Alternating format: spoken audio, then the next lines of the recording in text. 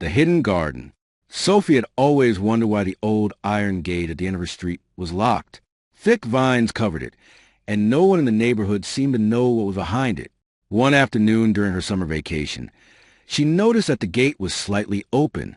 Curious, she gently pushed it and stepped inside. Behind the gate was a beautiful garden unlike anything she had ever seen. Colorful flowers covered the ground. Butterflies flew from plant to plant, and a small stone path led to a quiet pond with crystal clear water. An elderly gardener was trimming a rose bush. "I've been waiting for someone to visit," he said with a smile. "You were waiting for me?" Sophie asked in surprise. "I was waiting for someone who was curious enough to open the gate." The gardener introduced himself as Mr. Green. He explained that he had cared for the garden for over 40 years. Every flower, tree, and plant had been grown with patience and love. Sophie began visiting the garden every day. Mr. Green taught her how to plant seeds, water flowers, and care for young trees. At first, she thought gardening was easy, but she soon realized that every plant needed time to grow. One day, Sophie planted a sunflower seed. The next morning, she hurried to the garden, expecting to see a tall flower.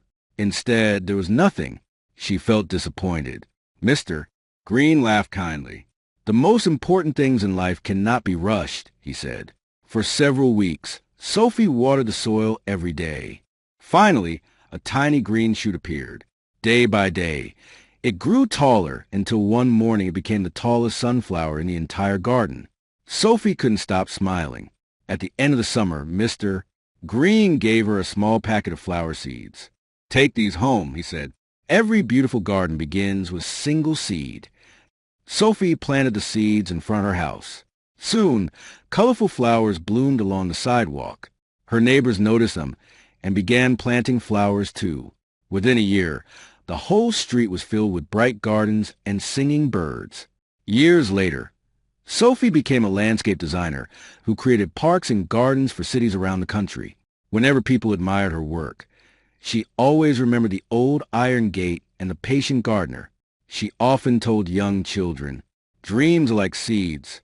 If you care for them every day and never lose hope, they will grow into something more beautiful than you ever imagined."